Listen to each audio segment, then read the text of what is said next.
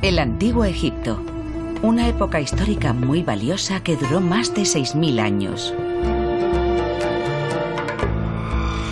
La vida y la muerte de sus líderes aún nos fascinan en la actualidad.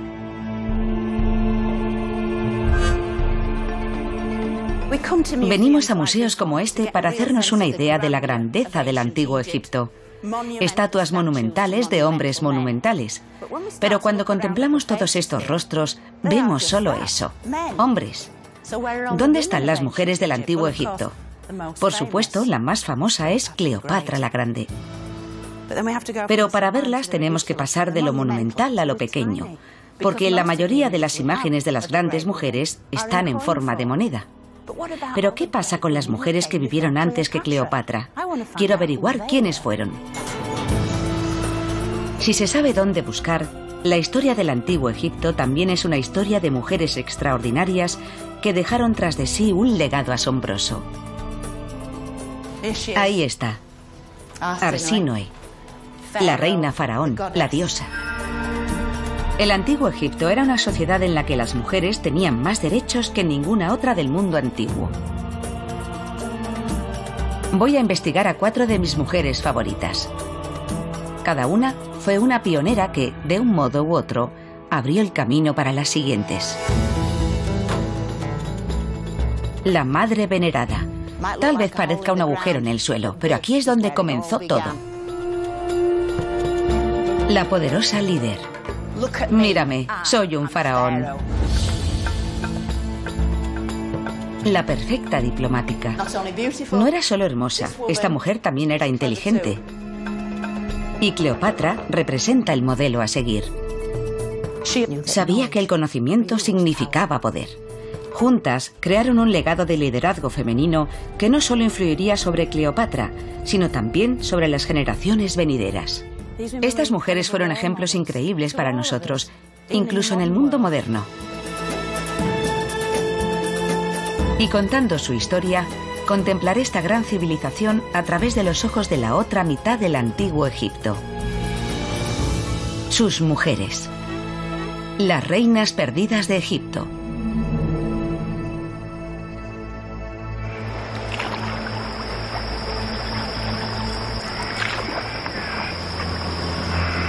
Para comprender a las mujeres del Antiguo Egipto, tenemos que remontarnos al principio, a la historia egipcia de la creación. Una historia que dio a sus mujeres unos poderes y un estatus sin parangón. Poderes heredados de los mismísimos dioses.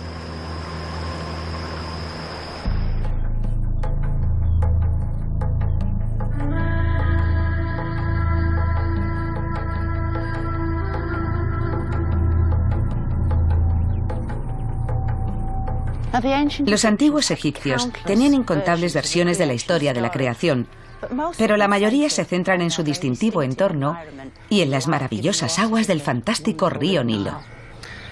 En esencia, lo que trataban de sugerir estos mitos de la creación era que toda vida comenzaba a partir de estas aguas, desde las cuales el gran sol, fuente de toda vida, había emergido para crear a la multitud de deidades egipcias, tanto masculinas como femeninas. Ninguna es menos importante y son igual de numerosas. Los dioses más famosos eran la gran diosa Isis y Osiris, dioses hermanos que también eran marido y mujer. Según los antiguos egipcios, Isis era la parte dominante y activa de la pareja, mientras que Osiris era un hombre bastante pasivo. De hecho, fue asesinado al principio de la historia. Pobre Osiris. El único poder en el universo capaz de devolverle a la vida y resucitarlo lo detentaba su hermana Isis, que utilizó su gran magia para resucitarlo de entre los muertos. Y de esta pareja surgió la humanidad.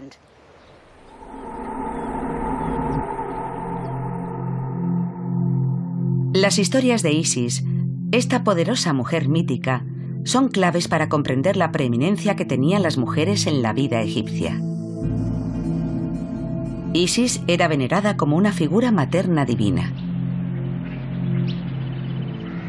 Y la primera mujer gobernante a la que voy a buscar alcanzó su propio poder y prestigio como madre.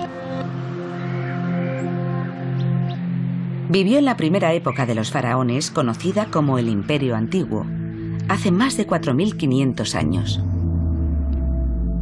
Y se llamaba Eteferes.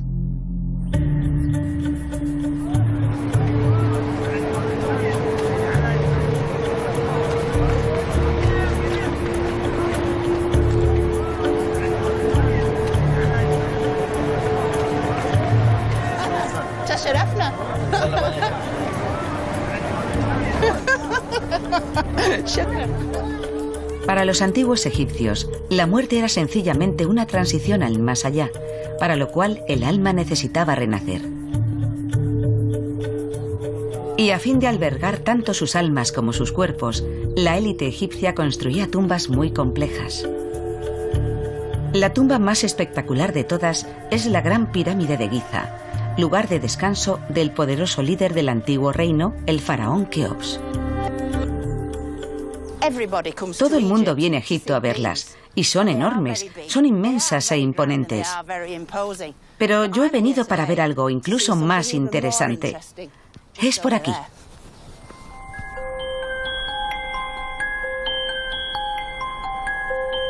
Busco la tumba de la madre de Keops, la reina Eteferes. Como madre del rey, parece que Keops quería enterrarla cerca para asegurarse su renacimiento en el más allá. He venido aquí a encontrar la fuente, el origen de toda esta zona. Todo comenzó aquí. Parece un agujero en el suelo, pero aquí es donde empezó todo. Esta es la entrada a la tumba de Eteferes. Y creo que fue la fuerza de esta madre la que dio forma a esta llanura para toda la eternidad. En la época de Eteferes, este paisaje era muy especial. Estaba al borde del desierto, donde los egipcios enterraban a sus muertos, en las tierras del oeste, donde se ponía el sol. Y aún así, en aquella época, esta llanura no tenía nada. El resto de esta necrópolis se fue desarrollando a partir de que su tumba se ubicara aquí y se llenó de espectaculares tesoros. A 20 metros de profundidad está la cámara mortuoria que contenía los objetos personales de Eteferes, que estaban recubiertos de oro y que se encontraron en 1925.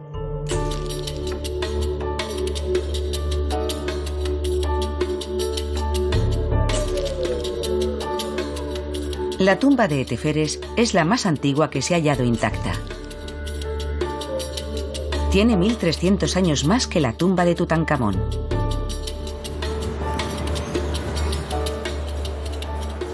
Y todo el contenido de esa pequeña tumba se trajo aquí, a este pequeño rincón del Museo del Cairo.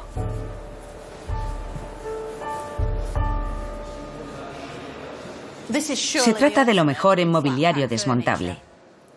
Esta es la habitación, si se puede decir así, de la gran reina Eteferes. Es absolutamente increíble. Tenemos su cama, su reposacabezas de plata, uno de sus tronos dorados y todo tipo de cajas recubiertas de oro. Y entre estas cajas hay una colección exclusiva de joyas. Unos brazaletes espectaculares de plata que habría llevado en cada brazo. Se los hicieron a medida, y si se fijan con atención, verán que tienen tamaños distintos. Empiezan siendo más grandes y luego se van haciendo más pequeños según se acercan a la muñeca. No le habrían servido a nadie más. Fueron hechos a medida para ella, para la gran reina. Resulta extraordinario pensar que esto tiene 4500 años.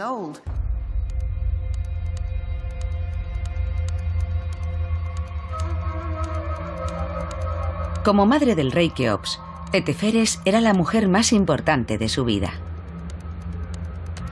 Por lo tanto, él se aseguró de que su tumba se llenara de todos los lujos que podría necesitar en el más allá. Esta fabulosa silla de oro fue un regalo para la reina de parte de su hijo. Es una obra de arte fantástica. Sus títulos están grabados en estos jeroglíficos de oro, por detrás de la silla, incrustados en esta madera como de ébano. Se puede ver la pequeña figura de la abeja y la planta e inmediatamente debajo está el buitre. Eso significa madre. Madre del rey del Alto y Bajo Egipto. El siguiente símbolo es un halcón dorado que significa compañera de Horus. Y luego descendemos por estos maravillosos títulos que Teferes tuvo en vida. Supervisora de asuntos de palacio. Aquella cuyas órdenes siempre se cumplen. Hija de los dioses. Y los últimos 6 jeroglíficos componen el nombre de Teferes. Y el último de todos es el llamado determinativo y la representa en el trono. Es cuando nos encontramos cara a cara con ella personalmente.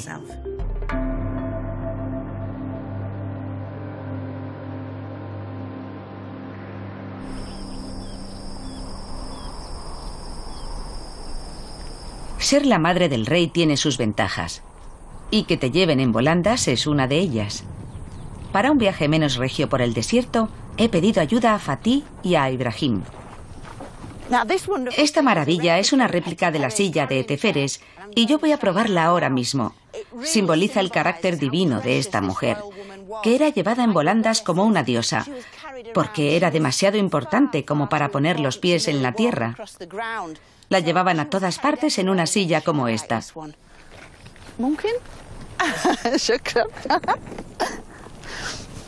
واحد اثنين ثلاثة ألف.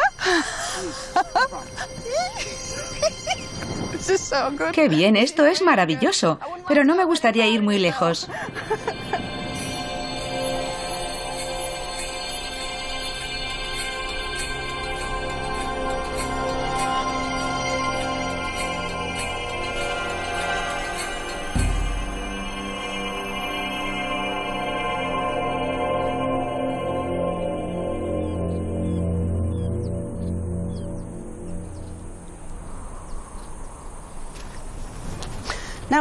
Aunque en cierto modo Teferes fue el origen de todo esto, era simplemente la madre del rey. Tal vez le dio a luz, le guió durante toda su vida y le permitió entrar en el siguiente mundo. Pero ella solo llegó a ser madre del rey, al contrario que mi próxima mujer poderosa, la reina faraón definitiva.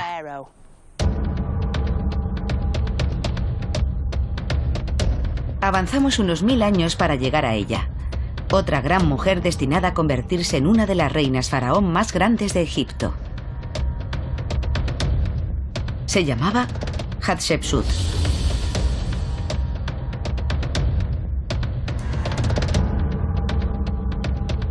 Y aunque sabemos que al menos 15 mujeres han gobernado Egipto como reinas faraón, Hatshepsut fue la que hizo historia. Como constructora de monumentos y como guerrera.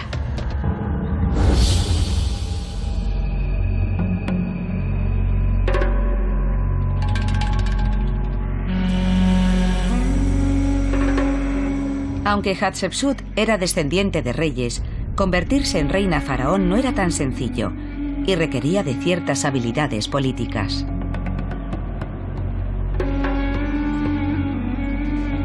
Tras la muerte de su esposo, el faraón, su hijastro y heredero al trono era demasiado joven para gobernar. Por tanto, Hatshepsut debía gobernar en su lugar hasta que éste fuera finalmente coronado rey. Pero ¿cómo logró conservar el poder?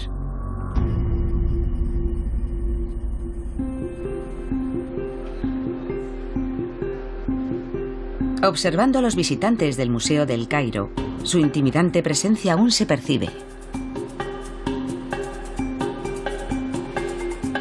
Todos los faraones tenían que interpretar ese papel, pero era de vital importancia que una mujer diera una imagen de líder perfecta. Lo importante eran las apariencias. Si parecías un faraón, eras un faraón. Adoptabas los atributos de un faraón, que es lo que Hatshepsut está haciendo aquí. La corona correcta, la barba falsa y los atuendos reales que debía mostrar ante sus súbditos. Porque tengamos en cuenta que eran analfabetos en su inmensa mayoría. No podían leer los edictos reales ni las inscripciones sagradas. Lo importante era el aspecto visual. Y en eso, Hatshepsut era brillante. Era la mejor propagandista. Miradme, soy la reina faraón.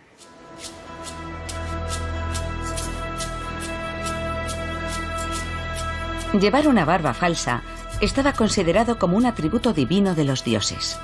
Todos los faraones la usaban y Hatshepsut no fue ninguna excepción. Pero no solo confinaba esas declaraciones de poder a su propia apariencia. Me dirijo a la base del poder de Hatshepsut, a unos 700 kilómetros al sur de El Cairo, a Tebas, la moderna Luxor.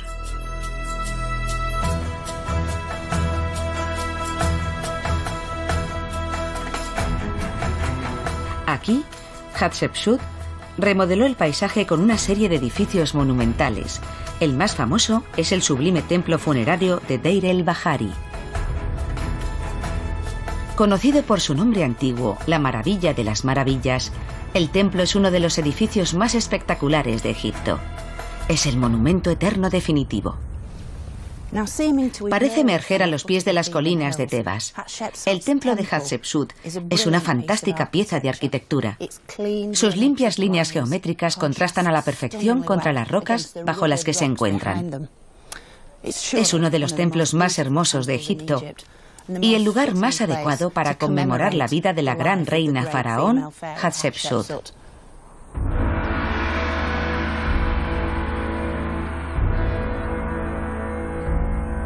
La ubicación del templo es realmente sorprendente. Pero los motivos de su construcción van mucho más allá de la estética. Hatshepsut lo construyó aquí por 3 motivos muy concretos. Primero, estaba justo enfrente del gran templo del dios Amon-Ra. Segundo, aquí se podrían dejar ofrendas para su alma en la eternidad, en lugar de alterar la paz de su tumba. Y tercero, este lugar estaba lleno de escenas seleccionadas por Hatshepsut, que ilustraban y enfatizaban su derecho al trono. En resumen, era una pieza de propaganda política permanente.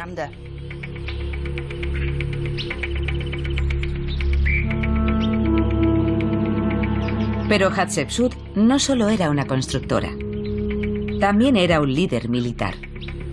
Dirigió personalmente 2 campañas contra los enemigos de Egipto en Nubia, y algunas de las ofrendas descubiertas en Deir el-Bahari ofrecen una pista de la habilidad militar de Hatshepsut. Lideró a sus tropas en la batalla en al menos 2 ocasiones. Varios textos la describen como una conquistadora que atacaba con fiereza a sus enemigos.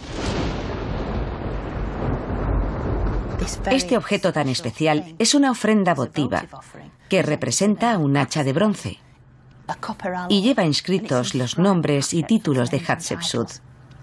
Y creo que en este sencillo objeto se representa a la mujer faraón y guerrero. Es un objeto maravilloso.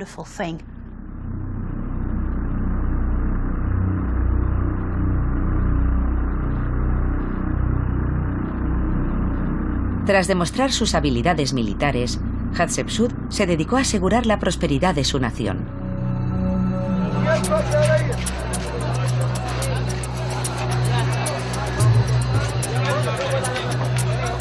Formó alianzas económicas que trajeron riqueza al país, comerciando con reinos como Punt al sur, en la costa del Mar Rojo.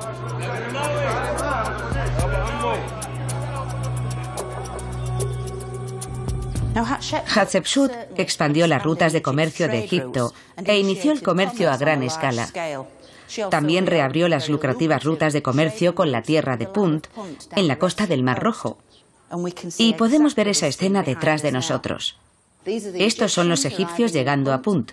Estos son sus habitantes saliendo para recibirlos, y este es el lugar donde se cerraban los tratos. Hay un pequeño cofre en el que los egipcios colocaban todos los objetos valiosos: las perlas, los brazaletes, las armas de metal con las que iban a negociar con ellos para conseguir uno de sus bienes más preciados. Esa sustancia que vemos en forma de cúpula roja es un montón de resina de mirra. La mirra y otras resinas se utilizaban tradicionalmente en los rituales de los templos, en la momificación, y también eran ingredientes clave en la fabricación de perfumes. Y la misma Hatshepsut utilizaba fragancias de aceite de mirra que extendía sobre su piel para, como ella decía, brillar como una estrella ante su gente. En una época anterior a la aparición de las celebridades, Hatshepsut ya tenía su propia marca de fragancias.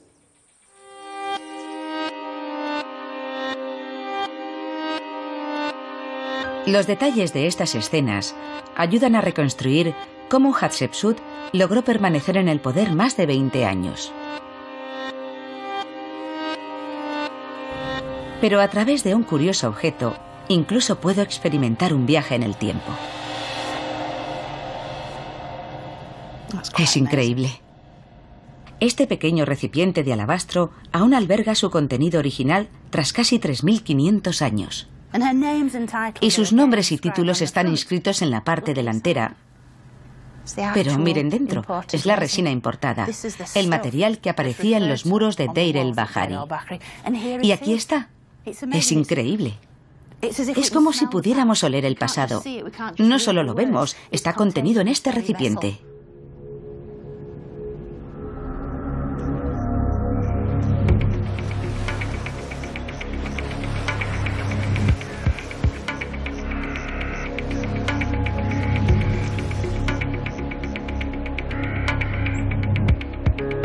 Hatshepsut detentó el poder durante más de 2 décadas de paz y prosperidad, siendo la monarca con mayores logros que había conocido Egipto.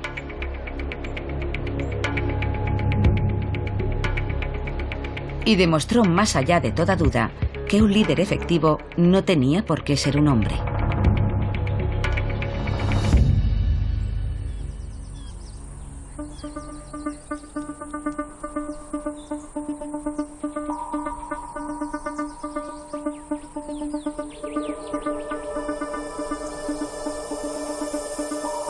Como parte del plan maestro de Hatshepsut para la posteridad, encargó 2 pares de obeliscos de granito rosa para el templo de Karnak.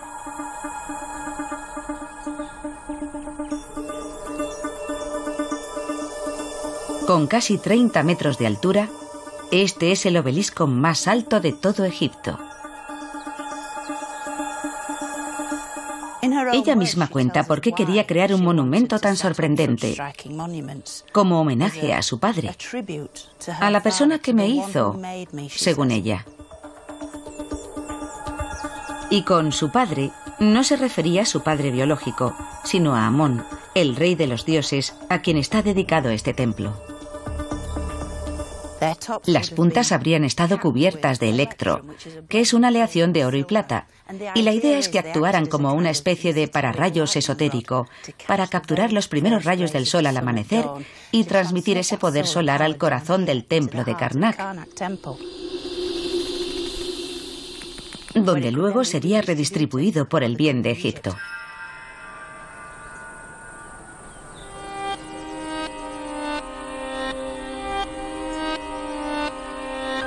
El templo de Karnak es el lugar donde se adoraba al dios Amón. Este inmenso complejo religioso era continuamente expandido y adornado por los diferentes gobernantes. Y Hatshepsut se aseguró de que homenajearan al rey de los dioses con el mejor de los estilos.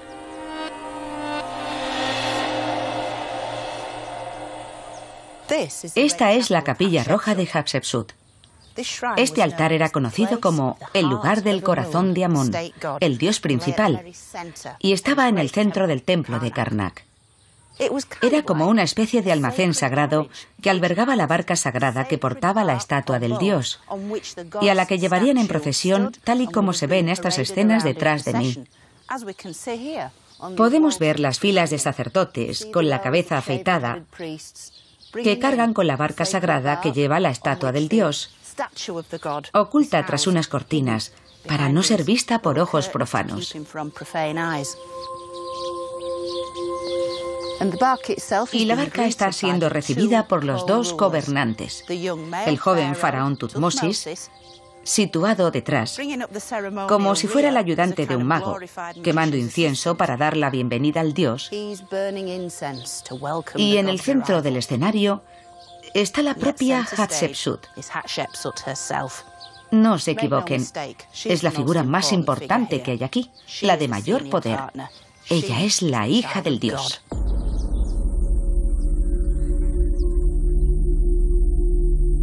Con tales dones, Hatshepsut demostraba su veneración hacia Amón. Y ayudada por los sacerdotes, la reina faraón llevaba a cabo las ceremonias religiosas necesarias para mantener el orden cósmico.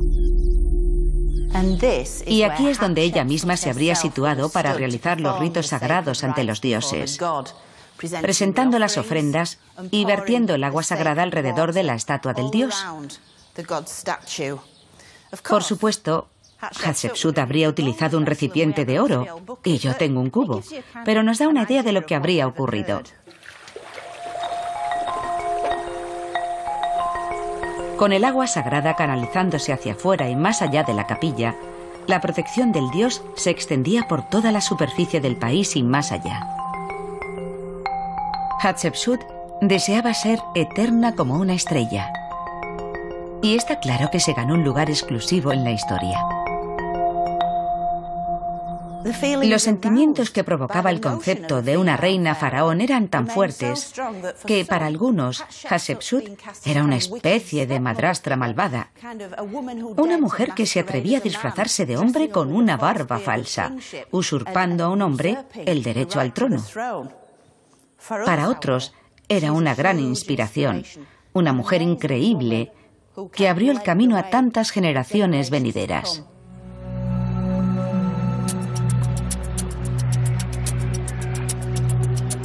El reinado de Hatshepsut fue un triunfo, y aún así, tras su muerte, su hijastro tomó el poder, y con ello el reinado femenino finalizó de momento.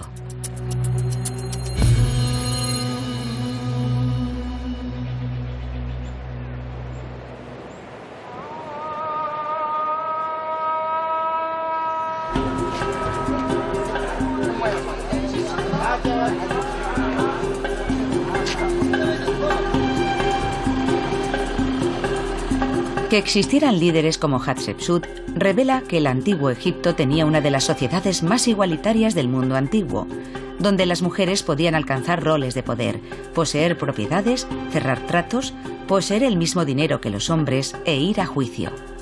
Eso suena razonable ahora, pero entonces era tremendamente inusual.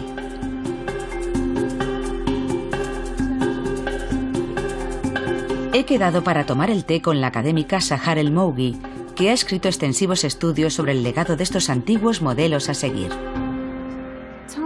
Dime, Sahar, en cuanto a las mujeres líderes del antiguo Egipto, ¿te resultó fácil aprender cosas sobre ellas y su legado?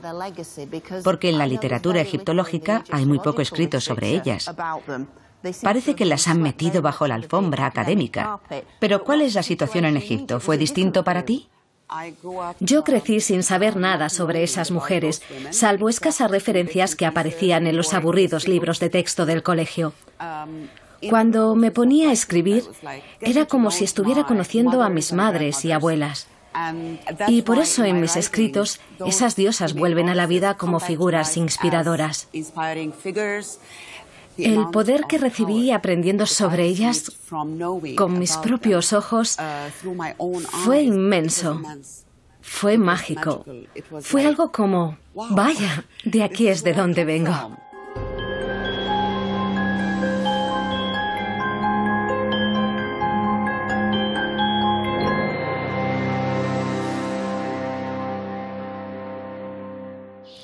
Debemos decir que las reinas faraón eran una rareza, y que durante la dinastía decimonovena, un nuevo régimen de antiguos soldados del norte tomó el poder en Egipto. Los hombres tomaron el control, y las mujeres tenían que encontrar otras tácticas.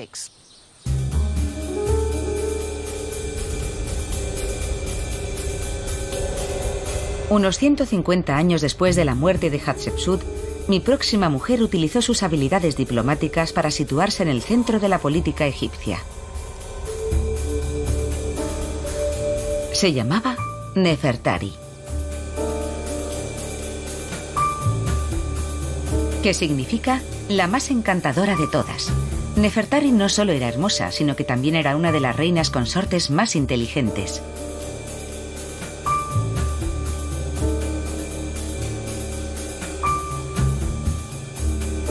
De joven, Nefertari se casó con un príncipe que acabaría convirtiéndose en uno de los faraones más famosos de Egipto, Ramsés II.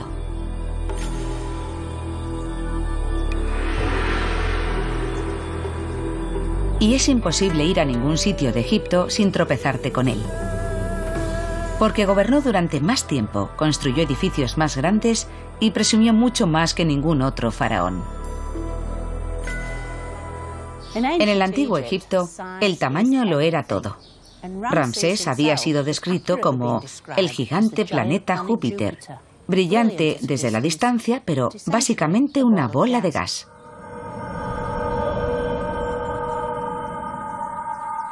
Y esto nos lleva a su política de cantidad sobre calidad. Cuanto más grande, mejor. Y eso se expresa en esta estatua, en la que podemos ver a Ramsés a una escala colosal, mientras su esposa favorita, Nefertari, se aferra a su pierna, sin llegarle ni a la altura de la rodilla. Para conocer más sobre ella, tenemos que atravesar las fronteras tradicionales de Egipto.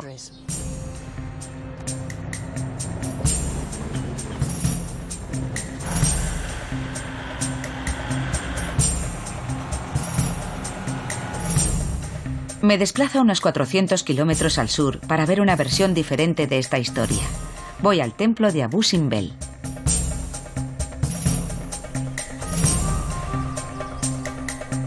Como uno de los ejemplos más monumentales del poder faraónico, se construyó en la frontera con la inestable Nubia y fue diseñado para infundir temor y respeto en todos aquellos que se atrevían a pasar a Egipto a través del Nilo.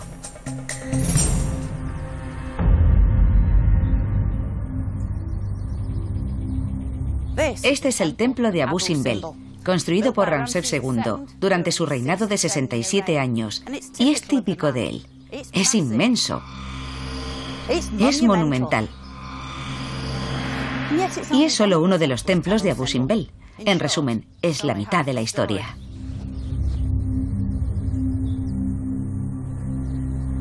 La historia que me interesa de verdad está al lado. Dentro de un templo dedicado por una vez, no a Ramsés, sino a su esposa.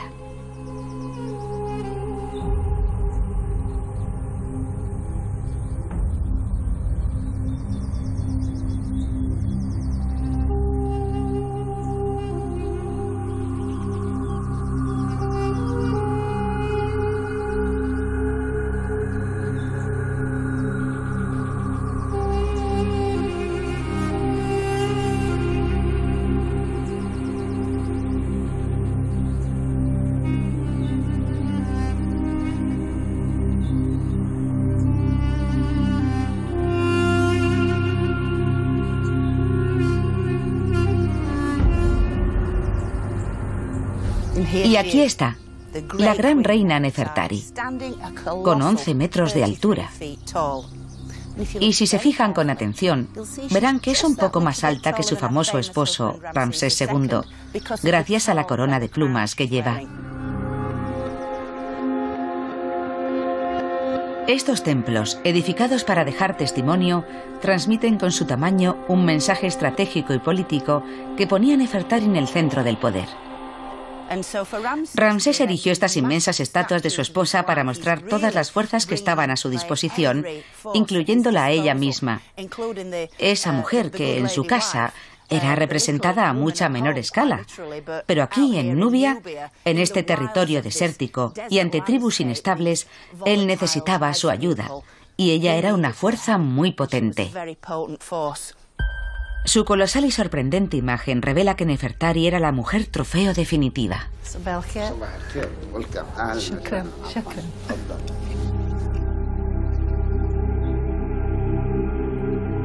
En el interior de su templo, Nefertari aparece en varias escenas realizando una serie de ritos sagrados, desempeñando un papel activo al lado de su esposo.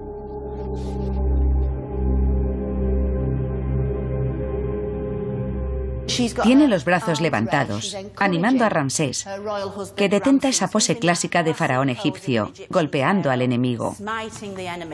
Básicamente, se trata de una ejecución. Ellos se arrodillan. El rey sujeta su cabeza. Y una vez en esa posición, los golpea con su arma. Les abre la cabeza. Y mientras tanto, Nefertari está a un lado, como una especie de animadora regia, se podría decir. Dos caras de la misma moneda, sin tener ella menor valor que su esposo. Es una escena muy potente. No cabe duda alguna de que eran un auténtico dúo.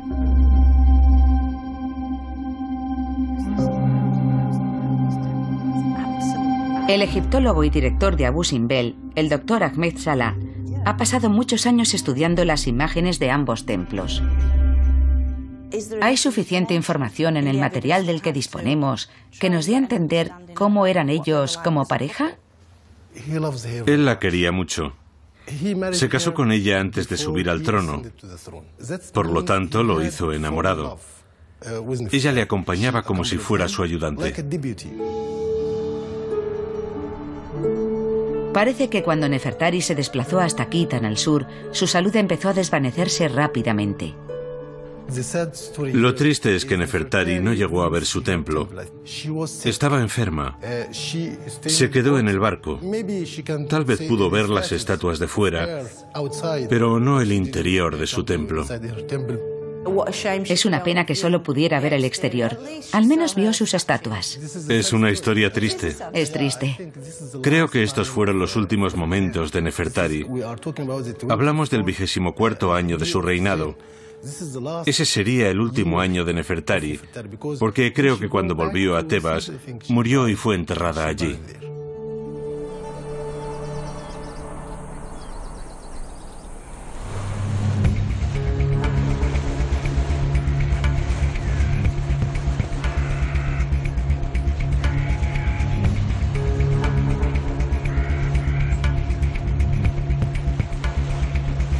Vuelvo al norte para entrar en la tumba de Nefertari, el lugar donde podré encontrar más pruebas sobre la propia mujer.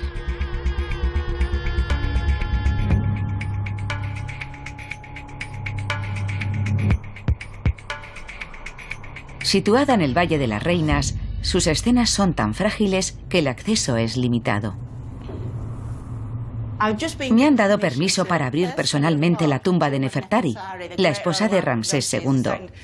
Y estoy muy emocionada porque es una tumba preciosa. Solo la he visto una vez cuando era mucho más joven, así que va a ser un regalo especial. ¡Qué llave más grande! ¡Dios mío! ¡Vaya! Vaya, madre mía. En 520 metros cuadrados, estas imágenes tan hermosas describen su viaje al más allá.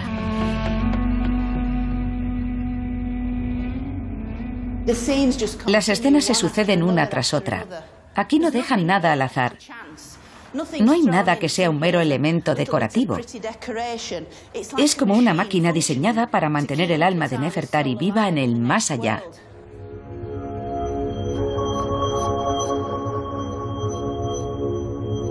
Se concedió una gran atención a su apariencia. Sus ojos y cejas están pintados de negro, con un sutil tono rojo en las mejillas y labios, y unas exquisitas joyas doradas adornan su cuerpo. Nefertari, la más hermosa de todas. Su nombre implica una belleza increíble. Y lo cierto es que está a la altura de su nombre. Es la mujer más guapa de todas. Era preciosa. Pero una escena en concreto muestra a Nefertari en compañía de Tot, el dios de la sabiduría y la escritura, que fue seleccionado por un motivo. Nos encontramos con esta escena maravillosa, que está relacionada con lo que sabemos de Nefertari en vida. Nefertari eligió la escena del pesaje del corazón, la escena del juicio del libro de los muertos, y está escrita, pero también ilustrada, de una forma exclusiva, porque aquí va vestida como una devota del dios Thoth, representado con la cabeza de Ibis. Y el énfasis en la escritura se puede ver en la paleta de escriba, que está situada entre Nefertari y el dios Thoth. Ahí se presenta ante él y le dice: soy una escriba, soy una escriba. Es una declaración muy enfática. Esta mujer no solo era hermosa, sino también muy inteligente. Como consorte real, por supuesto, habría tenido sus propios escribas que le harían el trabajo. Pero ser capaz de leer y escribir jeroglíficos era entonces considerado el mayor de los logros académicos. Y Nefertari se aseguró de que sus credenciales quedaran bien claras para la posteridad.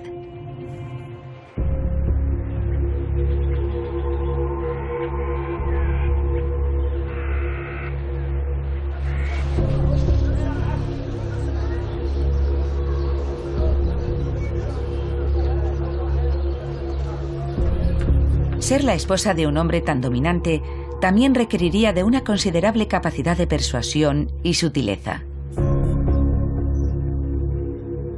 Habilidades mostradas en la correspondencia diplomática que se intercambiaba con los grandes rivales de Egipto, los hititas de Anatolia, en la moderna Turquía. Se sabe que Nefertari se escribía con su equivalente en el territorio hitita, la gran reina Pudujepa. Y es increíble que una de estas cartas se haya conservado. Nefertari la habría escrito de su puño y letra, en lengua egipcia, y luego un escriba bilingüe la habría traducido al lenguaje cuneiforme y la plasmaron sobre una pequeña tableta de arcilla. Esta es la carta que Nefertari escribió a Pudujepa. Obviamente se trata de una réplica, pero nos da una idea de las palabras de esta gran mujer de la realeza, Nefertari. Rebosa candidez y felicitaciones fraternales. A mi hermana Pudujepa, gran reina de los hititas. Que el dios Sol de Egipto y el dios de la tormenta de los hititas te traigan alegría. Y que el dios Sol haga que nuestra paz sea eterna. Y al final hay una referencia conmovedora al regalo que le envía a la reina de los hititas. Te envío un regalo, hermana. Para tu cuello, un collar de oro puro y lino de colores para que se le haga una túnica a tu esposo, el rey. Enviar estos regalos a los monarcas con los que se mantiene correspondencia jugó un papel crucial en la diplomacia del antiguo mundo. Si nos fijamos en la oreja de Nefertari, veremos algo que resume esta idea. A pesar de todo el oro, todos los reyes egipcios reposaban oro, y se decía que el oro en Egipto era tan común como la arena, y solo tenías que agacharte para recogerlo. Nefertari lleva un pendiente de plata mucho más valioso. Y ni siquiera es un pendiente egipcio, es un pendiente de estilo griego. Porque estas piezas de plata se las enviaron desde la zona del mar Egeo. De modo que en la lejana Grecia se había oído hablar de Nefertari. Y llevó estos pendientes con gran orgullo durante toda su vida. Hay mucha más información en estas joyas de lo que se ve a simple vista.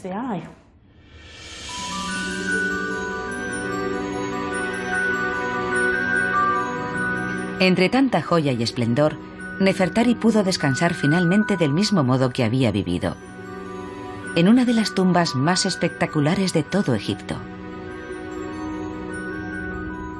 Creo que una de las cosas que más te sorprende cuando recuperas el aliento y te calmas y observas de una forma más lógica que emocional es que el esposo de Nefertari no esté aquí. El gran Ramsés no está presente por ningún lado. Está en todos los templos de Egipto. Está por todas partes. Y sin embargo, aquí, en el lugar de descanso eterno de su esposa, no hay ni una sola imagen de él. Los egiptólogos han postulado muchísimas teorías al respecto de por qué el gran Ramsés no está representado en la tumba de su esposa. Yo prefiero pensar que ella diría: he vivido tantos años con él que en el más allá sería maravilloso no tener que escucharle eternamente. Pero fuera cual fuera el auténtico motivo, no cabe duda de la importancia e influencia de Nefertari como reina de uno de los faraones más conocidos de Egipto.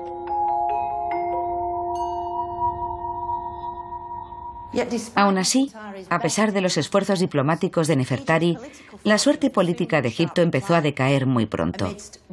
Entre la inmensa inflación y la gran corrupción oficial, una serie de gobernantes efímeros demostraron ser incapaces de defender las fronteras del país ante las oleadas de invasores que llegaron en el primer milenio antes de Cristo.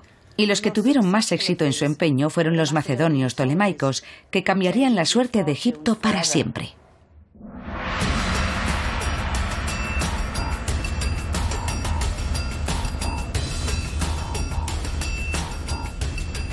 $900 años después de Nefertari, una nueva era en la historia de Egipto hizo surgir a la primera reina faraón de los ptolemaicos, Arsínoe.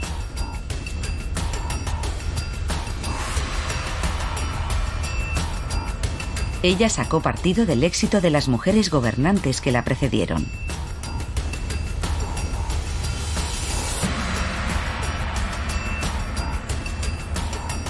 Arsínoe fue capaz de unir dos mundos, el egipcio y el griego, construyendo un legado heredado del griego más famoso de la historia, Alejandro Magno.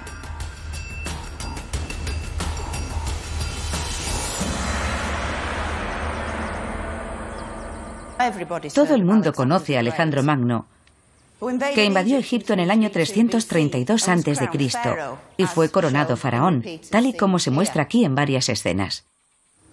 A Alejandro le sucedió su hermanastro Ptolomeo, cuya dinastía gobernó Egipto durante los 3 últimos siglos antes de Cristo. A Ptolomeo, a su vez, le sucedió su extraordinaria hija, Arsínoe, cuyos espectaculares logros siguieron el modelo de los de su tío, Alejandro. Nacida en Egipto, la adolescente Arsínoe fue enviada a Grecia para un matrimonio concertado.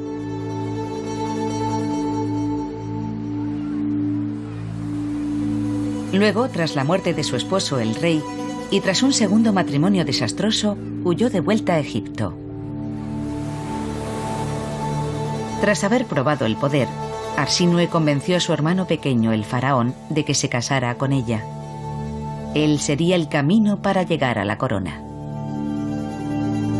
En una sola maniobra, Arsínoe se convirtió en gobernante de 2 mundos, Egipto y el Mediterráneo griego.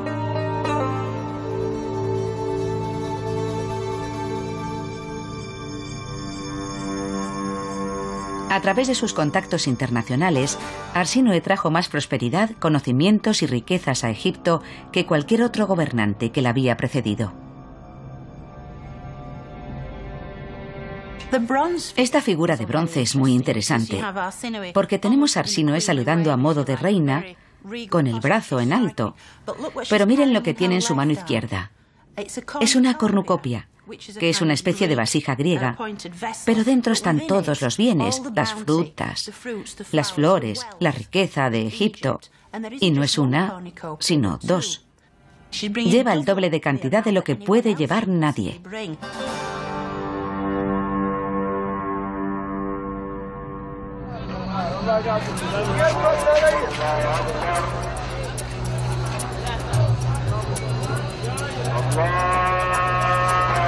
Arsínoe invirtió una gran fortuna en la nueva capital del reino, Alejandría, donde su opulento estilo de vida se mantenía gracias a un flujo continuo de importaciones exóticas desde lugares tan lejanos como la India e incluso más hacia el oriente. Y a medida que entraban en el país productos como marfil, seda y joyas, el resto de la población también prosperaba gracias a que Egipto se convirtió en el mayor mercado de la tierra. Hola. Hola. Hola. Elija. Gracias. Es muy bonito. Esmeralda, pero no auténtica. Gracias. De nada. Vamos a probar aquí. Busco un tejido. Este es precioso. ¿Cuánto cuesta? Tiene un precio fijo. De acuerdo, vale, está bien.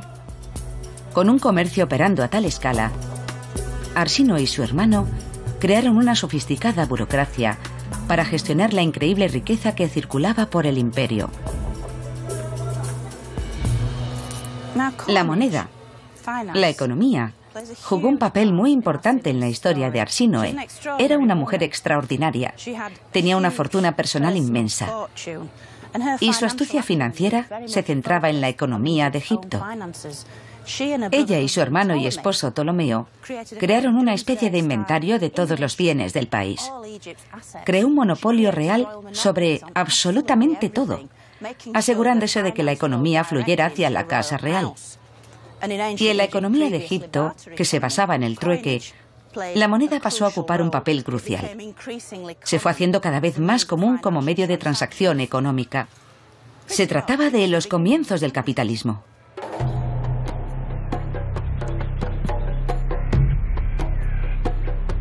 Bajo el mandato de Arsinoe, Egipto volvió a ser un lugar de riqueza y prosperidad. Y aún así, sus monedas tenían otro objetivo. Eran un medio para propagar su plan. Esta moneda muestra a Arsinoe llevando la corona griega y un velo sobre su tocado y su pelo recogido en un moño. A primera vista, parece el epítome de una reina griega. Este es el retrato perfecto de una matrona griega. Respetable, muy bien peinada, muy bien vestida.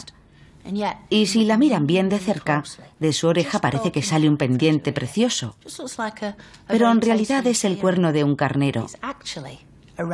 Son los cuernos del emblema de Alejandro Magno.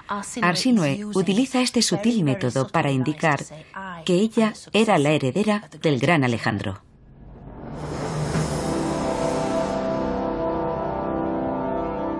Como su heredera, Arsinoe continuó con el legado de Alejandro, cuyo emblema eran los cuernos del carnero del dios egipcio Amón.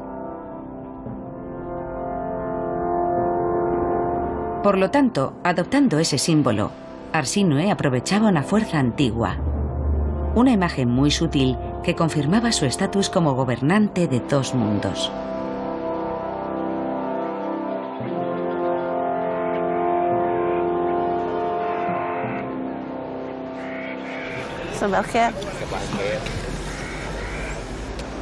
A casi 200 kilómetros al sur de Luxor, una zona sorprendente, en una isla en medio del Nilo, nos da una idea del poder que tenía Arsinoe a su disposición.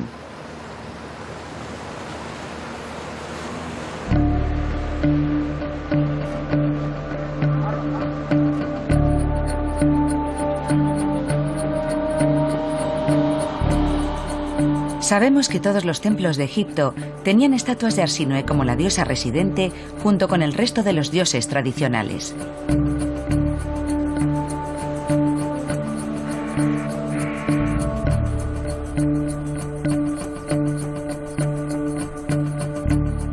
Pero en File, ella era adorada como el equivalente de la mismísima Isis, la madre de todos los dioses.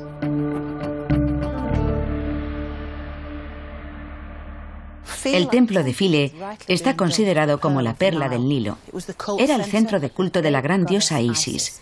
Y en muchos aspectos era una especie de puesto de avanzadilla, por su localización meridional. Este fue el último lugar de Egipto donde siguieron adorando a los dioses, hasta el siglo VI después de Cristo. Pero aquí no solo se adoraba a Isis. Arsinoe también era una diosa residente. Y fue la influencia de Arsinoe lo que hizo que, Isis se conociera mundialmente. El deseo de Arsínoe de ser considerada como la diosa Isis enviaba un mensaje muy claro a sus súbditos.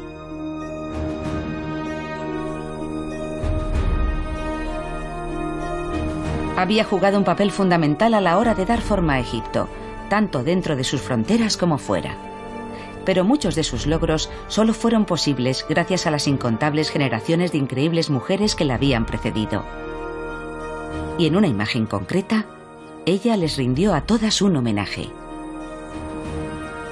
Síganme, por aquí.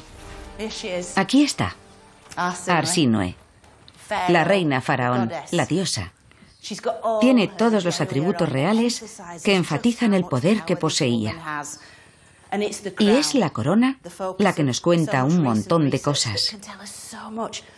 Podemos deconstruirla para contar la historia completa de Arsínoe. Si empezamos por la misma corona, se trata de una corona roja. Representa el norte de Egipto y simboliza la idea de que Arsínoe gobernaba desde la capital, Alejandría, situada en la costa norte. Luego tenemos las dos plumas blancas y los cuernos de vaca que llevaba la gran consorte real Nefertari, esposa de Ramsés II. Y luego pasamos a los cuernos de carnero. Estos cuernos se asocian con el gran dios Amón-Ra, el dios favorito de Hatshepsut. Y finalmente, en el centro de esta corona tan especial, el disco solar, el gran creador de toda la vida, que nos lleva de vuelta a la época de las pirámides y a Eteferes, la reina madre. Por lo tanto, poniéndose esta corona, Arsínoe nos cuenta que ha asumido los poderes acumulados de todas esas grandes mujeres que gobernaron Egipto muchos siglos antes que ella. Es algo maravilloso.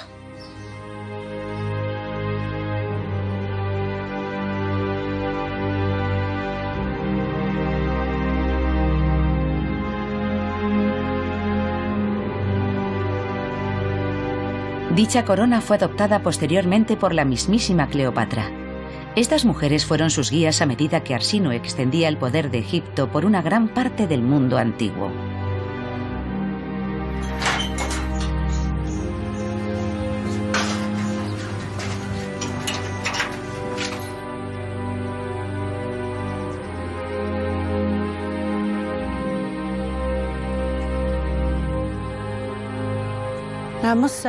Debo decir que, para mí, este viaje ha sido una oportunidad increíble para conectar con el antiguo Egipto de un modo nuevo y fresco. Me ha permitido investigar las vidas de unas personas asombrosas, 4 mujeres increíbles. Estas mujeres fueron ejemplos maravillosos para todos nosotros, incluso en el mundo moderno.